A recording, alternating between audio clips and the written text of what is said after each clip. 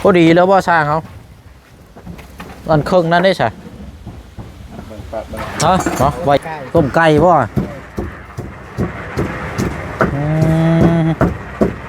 อันนี้ตำเครื่องได้นี่เนาะต้มเป็นตัวบ่นี่นะเออสีดลากทำความสะอาดพื้นตัวนั้นก่อนแล้วจ้องเชาะไปเชาะเสียงไปหันละ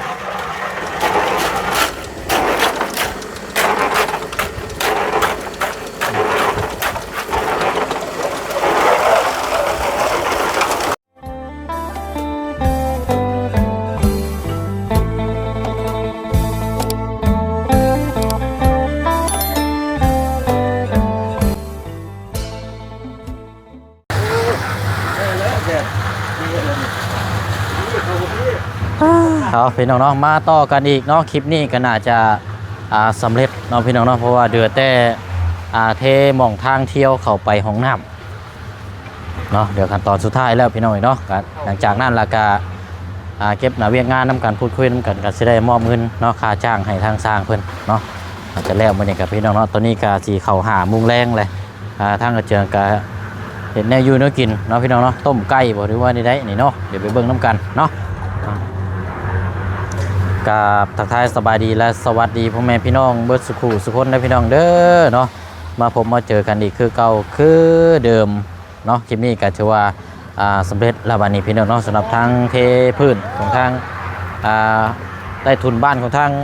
น้องเจืองเนาะแต่ว่าทรายพี่น้องทรายนี่ก้ำกึ่งเนาะขาดนิดนึงพี่น้องเดี๋ยวมาเก็บตกตัวนี้แต่ว่าแห่เขาเนี่ยจะเดืออยู่เนาะกับปูนี่ก็น่าจะเดืออยู่ปูนี่ก็ประมาณลูกนึงหรือว่าลูกครึ่งนี่แหละพี่น้องเนาะเอาแล้วก็ใต้ทุนตัวนั้นเนาะพี่น้องเนาะที่ว่ามันดินสูงๆกันก็เดี๋ยวสิให้น้องเพิ่นปรับเอาเองปรับขุดออกมาเหล่าดินมาถมพี่ซะเนาะเพราะว่าทั้งนั้นมันสูงอยู่แล้วนะพี่น้องเพราะว่าถ้าสิแต่ก่อนหน้าคือว่าจะดึงมาแต่พุ่นมันบัดจังในไรพี่น้องเนาะพอเชียงก็อยู่บ้านแน่ตอนนั้นนะบักขึ้นมาแล้วเขาเจ้าขุดแล้วเรียบร้อยเบิ้ลนะพี่น้อยก็ได้ว่ามันได้ขุดแล้วว่าอย่างกับว่าไรไม่ได้ว่าทำมาแก้ตัวนี้แล้วปัจจุบันพี่น้อยเนาะเอาเนาะมีแต่ว่าก็ขอบมกขอบใจขอบบุญขอบคุณเด้อเนาะสาธุโมทนาบุญกับทางพระอาจารย์เนาะแล้วก็ทางพี่ใจดีเนาะหรือว่าทางเอื้อใจดีที่มีส่วนร่วมสมทบเทพื้นในครั้งนี้เนาะพี่น้องเนาะทางพระอาจารย์เพิ่นก็ซอยเป็นวัตถุเป็นแห่เป็นทรายเป็นปูนแล้วก็เป็นไม้ตีแบบแล้วก็ทางค่าสร้างค่าจ้างนี่ทางเอื้อยเนาะทางเอื้อยเจดีพี่น้อยเนาะเป็นการบริหารสื่อประสงค์ออกนามที่ซอยทางหัวตะคงตะไคร่นี่แหละพี่น้องเนาะเมื่อนี้ก็ซอยค่าจ้างตัวนี้นำเนาะแล้วก็ทางเจืองกับยุดเวียพี่น้อยเนาะทางน้องนี่ทางน้องเพิ่นซอยเองได้พี่น้อยเนาะทางน้องเพิ่นซอยเองค่าจ้างค่ายังกับอันนี้เฮาบ่ฮู้นำได้พี่น้องเนาะแต่บ่เชียงนี่มีหน้าที่ทำหน้าที่นะครับอันนี้ก็พอแต่ว่าทางน้องเพิ่นซอยพอเบี้ยเพื่อนเล่านะพี่น้อยเนาะอันนี้ก็จะสิว่าเท่าใดพี่น้อยเนาะไปเดี๋ยวไปเบิ่งน้ำกันราคาจ้างนั่นราคาจะได้มอบเงินในทางสร้างพี่น้องเนาะโอเคเนาะ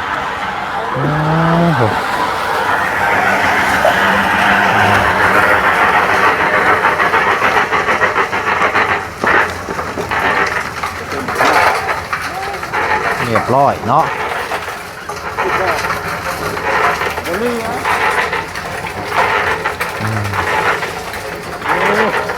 เป็นนี่ใดเฮาเนาะ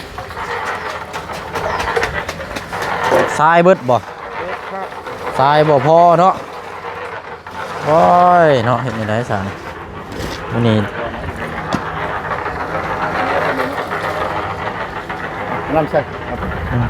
เหลือน้อยนึงไปหน่อยเนาะนี่แหละปวดแต่งตัวนี้แหละทางเที่ยวทรายเฮาเบิดเลยเกี่ยงตับเลยปูนี่สิเดืออยู่2 ลูกนี่เนาะเดี๋ยวแต่ตัวนี้ใช่เห็นเบิ้ลเลยแห่น้องยังเดือลายอยู่แห่นี่พี่น้องอันว่าอ๋อเทแล้วเนาะตัวนี้โอเคเดี๋ยวมันแห้งแล้วเสียดึงตัวนี้ออกพี่น้องดึงตัวนี้ออกไว้เนาะมันบ่งามมันแน่นแล้ว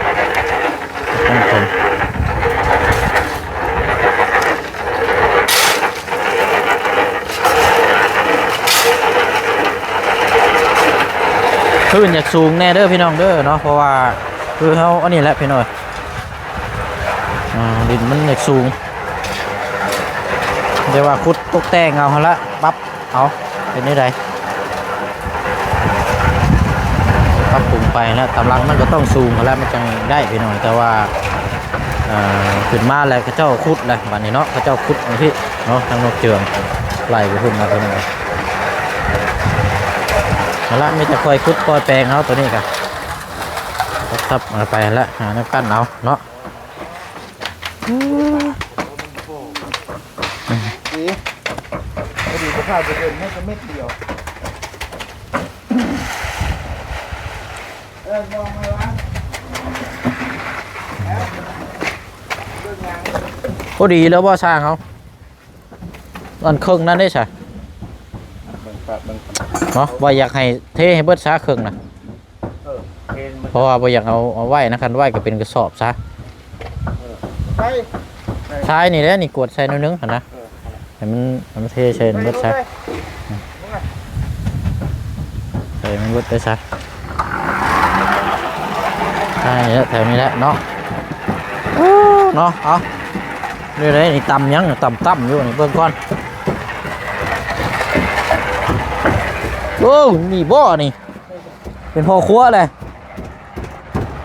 ปลาเด้อโอ้ดีล้อนี่เฮ็ดกินยังนี่นะเลยเอาฮะต้มไก่บ่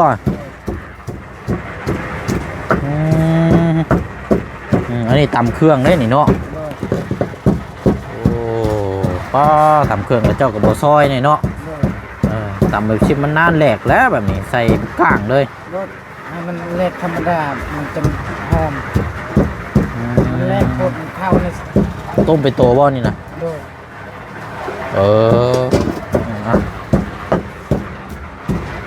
เป็นโตเนาะ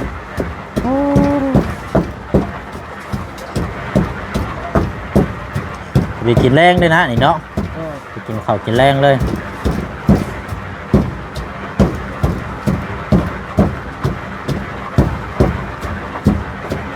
เดี๋ยวนิดนึงพอดีแล้วสร้างอาทิตย์แล้วพอดีเลย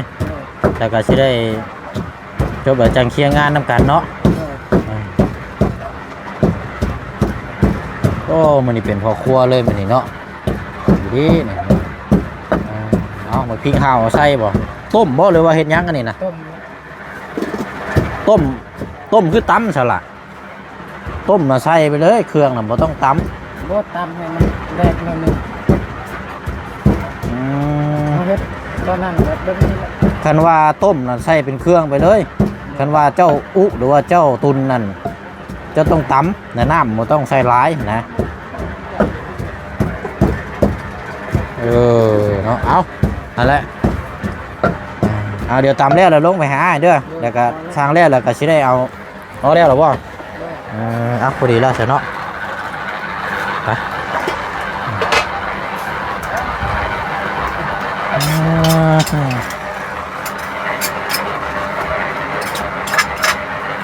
โอ้กลิ่นหอมค่าต้มอันนี้เนาะเอาเลย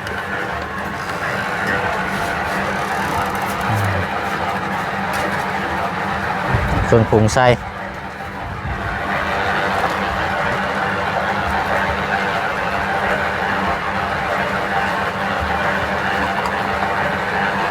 ใส่ระบอนนั้น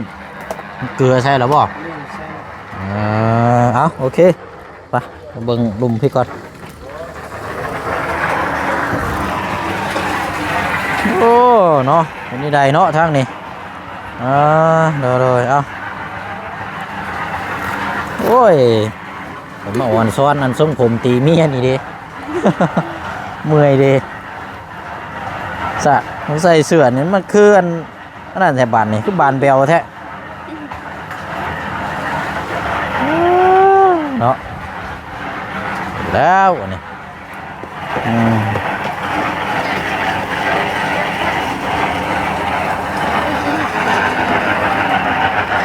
จบแล้ววันนี้พี่น้องเรียบร้อยแล้ว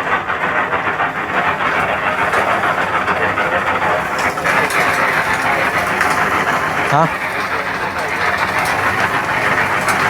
เขานี่บ่ใช่แต่ตัวนี้แหล้วนี่ตัวมองลักอันนี้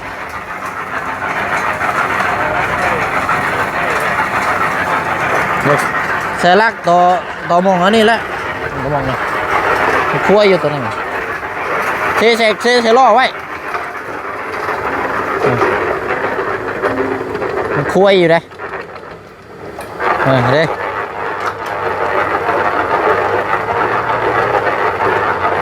เทใส่ล่อไว้แล้วก็จังเอาลงตอนนั้นน้ำเทแล้วพี่น้อยเนาะน้ำมันแห้งแล้วจะเสียตัวข้ามหมดอะไรแล้วข้างผมกำลังเคลียร์อยู่ทรายเขาเบิดพอดีงามด้วยเนาะเดี๋ยวแต่แห่เดี๋ยวพอละโจเบียงงานกับจังคนขม่าเรียบร้อยหมดต้มไก่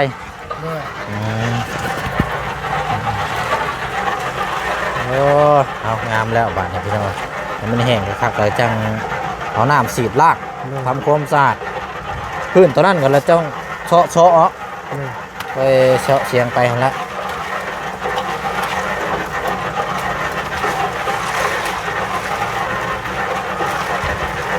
ซอเราก็เฮ็ดล่องน้ำก็ได้ซอเฮ็ดล่องน้ำมันจะคืบหนึ่งก็ได้ล่องน้ำไหลมาพี่ตอนนั้นก็คือกันซอเฮ็ดล่องน้ำนิดนึงไม่ต้องให้เลิกไหลไปพุ่นเลย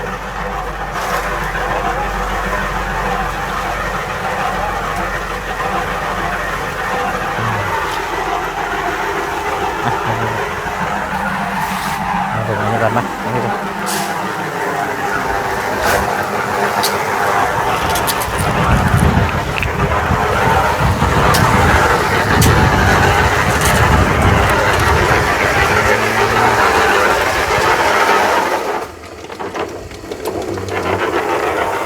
ช่วยเจ้าเสปูนหน่อยพวกตายเมื่อไหร่ตัวนี้ใช้แล้วตัวนี้รอแล้วเดี๋ยวมันแห้งนะเบื้องเอาตัวนี้ออกไว้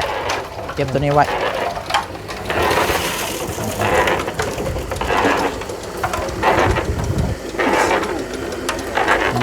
เอาตัวนี้แล้วซาลงไปได้อยู่แล้วซาลงเป็นระเบิด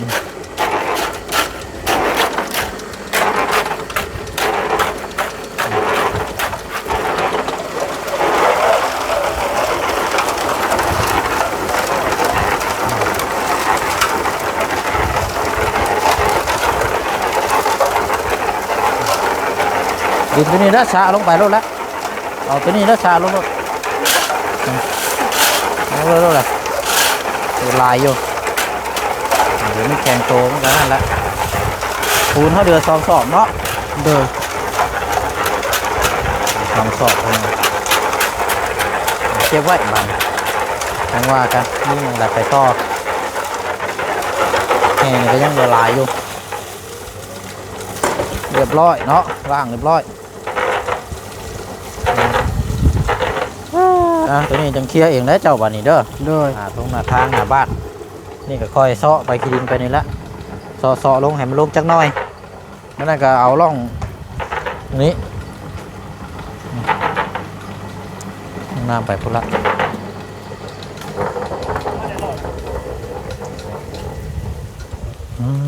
จังมุงแล้วนี่พี่น้อง4 โมงแล้วเนาะ4 โมงครึ่งบัดนี้เจ้าไปพุ่นละเป็นพวกกระสอบกับกระเป๋ายังก็เอาลงไปพุ่นละเอาไว้จุดเลย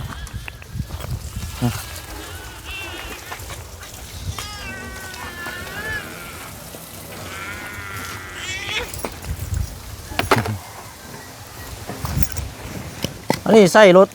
แกรถจักรนี่บ่แกมาทางนี่น่ะอ๋อรถซาเล้งนี่บ่โอ้หนักสุดเนาะ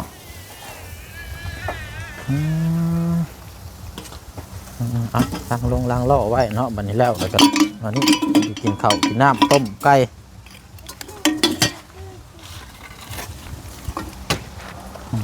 สามารถนั่งนี่ก่อนก็ได้เนาะเดี๋ยวมอบเงินให้ทางสร้างเขาก่อนวันนี้พี่น้องเรียบร้อยเลยกินข้าวอะไรกับเมื่อได้เนาะที่ได้ เด้อช่างเขาเด้อคนหนึงก็ได้ตัวแทนก็ได้เด้อใดคนหนึงก็ได้เขาสิมอบเงินให้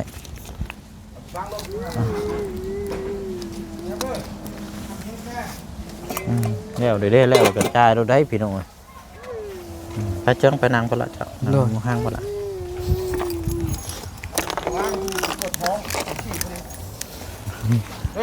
เราล้างมือแล้วดิ เอาขณะทางไอเสียงก็ได้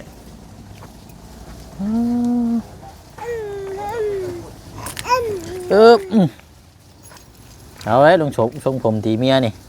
งอได้แบบนี้ละลายพด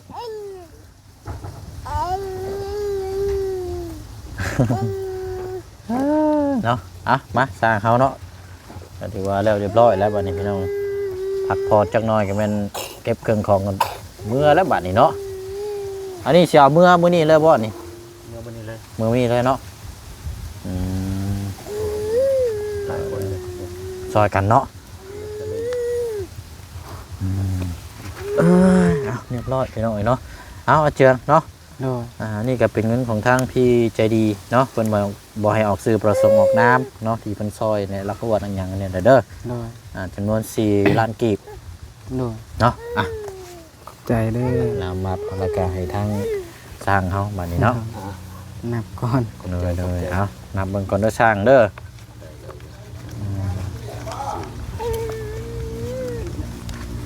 ปูนเฮาก็บ่ได้จังหาหม่องไว้เนาะตรงนี้ก็เอาไปจังเอาไปทิ้ง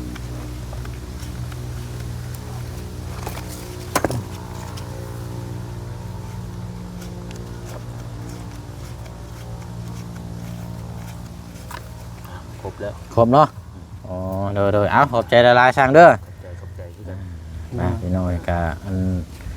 มีอย่างเพิ่มเติมจังไดเดี๋ยวสิกระดิ่งโทรหาอีกรอบนึงเนาะ100 บาทนี่อะไร100แห้งกันยังแล้วก็จังอันนี้เนาะโดยเนาะเดี๋ยวให้สร้างเป็นเก็บเท่านั้นก่อนเนาะเอาเป็นยังไงบาทนี้งามอยู่บ่งามดีใจหักแล้วบาทนี้อ้อยรถคนน้อยบาทนี้นั่นโดยบอยดินโลดบาทนี้ มีแต่ต่อนั่นละต่อที่ไอ้ว่านะขุดลงจังน้อยเนาะโดยครับเอาวิธีแก้เอาแล้วในวิดีโอมันนี่แบบนี้มีแต่ว่าหันละฝากขอบขอบใจทางอาจารย์เด้อทางอาจารย์เนาะแล้วก็ทางพี่ใจดีเนาะหรือว่าทางเอ้ยใจดีครอบครัวเนาะฝากผมขอบใจเพื่อนนะเนาะขอบใจทางอาจารย์แล้วก็พี่ใจดีแล้วก็เอื้อยใจดีหลายๆเด้อสำหรับที่สดซอยเทพื้นเฮือนสารลานแปลนของลูกแล้วก็น้องมือนี่ก็ถือว่าขอบใจทางเอื้อยใจดีแล้วก็อาจารย์หลายๆขอให้อยู่ดีมีแหงเด้อขอให้เย็นเป็นสุขให้สุขกายสบายใจนอนหลับขอให้เจ้าได้เงินหมื่นตื่นมาขอให้เจ้าได้เงินแสนเด้อวาสนาสิ่งใดขอให้เจ้าได้สิ่งนั้นเด้อให้สุขกายสบายใจตลอดปีและตลอดไปเด้อไปทางใดมาทางใดแล้วขอให้มีแต่ความจงเจริญความสำรวจปลอดภัยสาธุโอ้ยทางเนาะอันนี้แหละขอบใจทางพี่ใจดี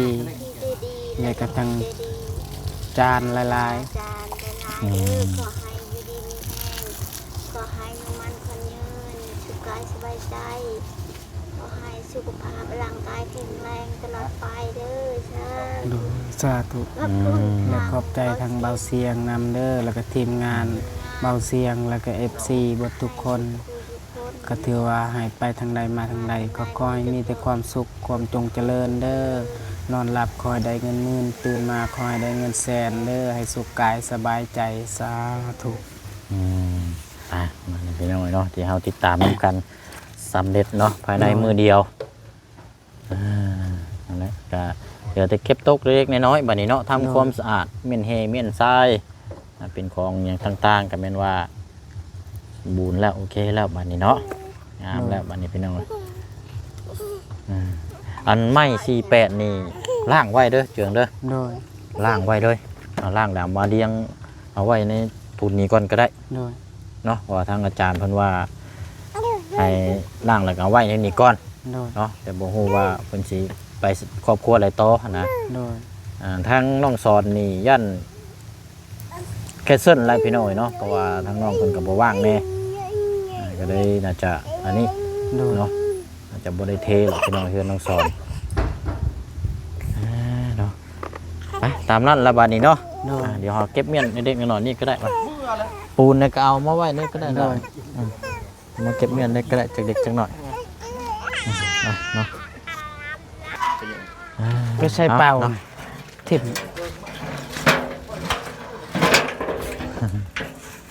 เอาละบัดไม่แบบมันแห้งแล้วก็เอามาล้างไว้ล้างขัดไว้เป็นหยังติดหยังลูกหวีแตกแล้วบ่ พืช ฝืดบ่ น็อตมันเล่นเข้า ขี้ดินบ่ เพราะน็อตมันเล่นเข้ามันอัดเข้าอันน็อตมันออกมาหน่อยหนึง อืม ซื้อมาใหม่ ของไม้เนาะของไม้มันต้องฝืดเราเนี่ยก็คือว่าแล้ว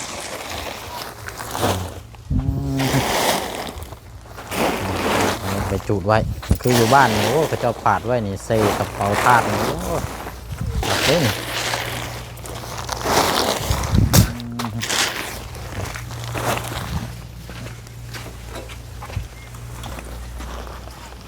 โอ้บ้านเคยเรียว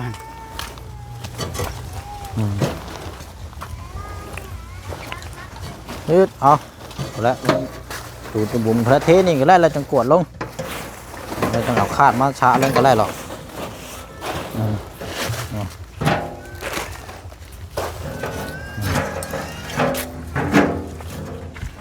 โอ้เนาะก็ควรมาปลูกไว้นี่เนาะผักยูแบบนี้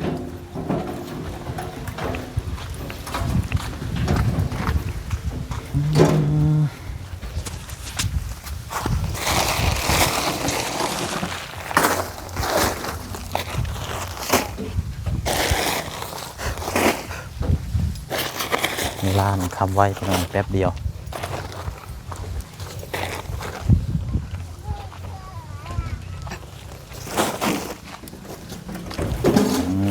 นะและ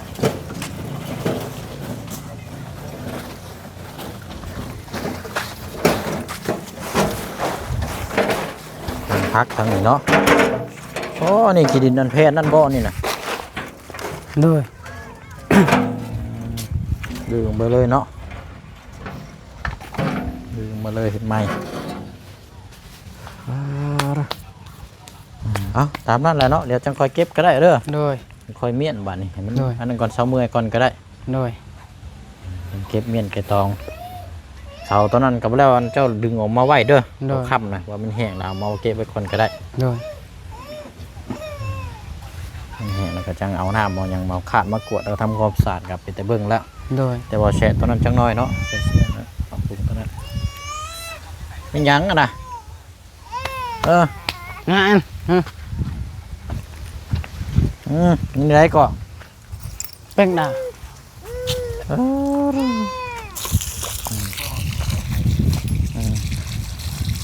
อ่ะเนาะว่าจะไปต่อเนี่ยไปหน่อยยังมันค่ำจะเข้าไปบ้านนาดอนเนี่ยเอาตะปูไปให้ดูยังไม่ได้ไปยึดเชื่ออยู่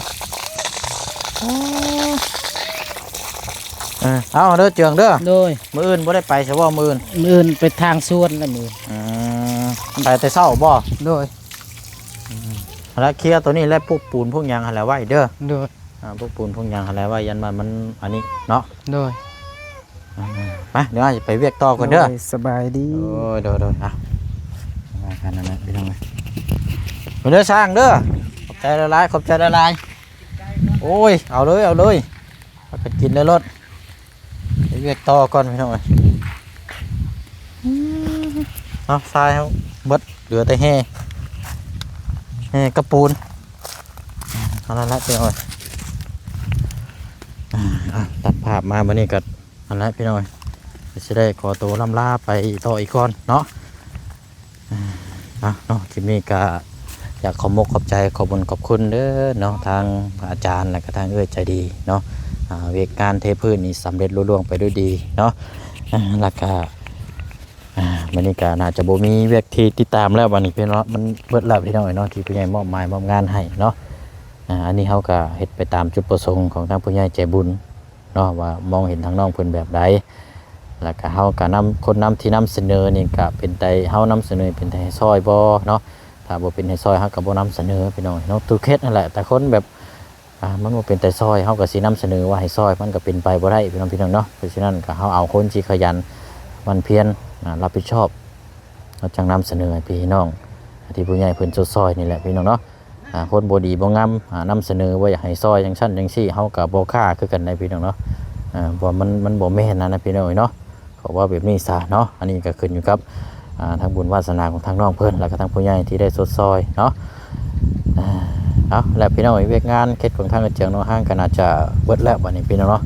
ถ้ามีอย่างเพิ่มเติมอีกอย่างไรก็จังว่าจังคุยนํกันขึ้นอยู่กับทางผู้ใหญ่ใจบุญศรัทธาจากทางผู้ที่ซอยเนาะพี่น้องเนาะไปเนาะขอบใจขอบคุณพี่น้องเฮาหลายๆได้พี่น้องเด้อเนาะอยู่ดีมีแห่งลำด้วยเปิดสุขูสุคนเนาะทางผู้ให้แล้วก็ทางผู้หับทางผู้เบิ่งผู้แยงกันเปิดสุขูสุคนเนาะพี่น้องเนาะลาไปก่อนพบเจอกันในคลิปหน้าเนาะพี่น้องเนาะสบายดีแล้วพี่น้องเด้อ